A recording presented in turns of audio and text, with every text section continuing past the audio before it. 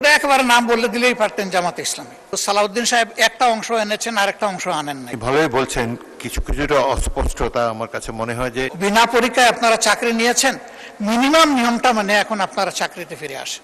একটা মাত্র ব্যাংক, যে ব্যাংক তারল্য সংকটে অন্য ব্যাংকেও হেল্প করত, এইভাবে ব্যাংকটা ডাকাতি করে আজকে এটাকে একদম দেউলিয়া করা হয়েছে। এটা করেছে ফ্যাসিস্ট সরকার। উনি কর্মচারীদের নিয়োগের ব্যাপারে কথা বলেছেন। 10,000 কর্মচারীকে নিয়োগ দেওয়া হয়েছে, সামান্য কোনো নিয়ম নীতি মানা হয়নি,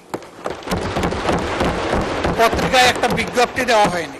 এই ব্যাংকের সমস্ত অতীত ট্রেডিশন ব্যাক করে কোনো পরীক্ষা ছাড়াই তাদেরকে নিয়োগ দেওয়া হয়েছে। একটা কাগজে কেউ না কেউ সই করে দিয়েছে, এইটাই তার নিয়োগ লেটার।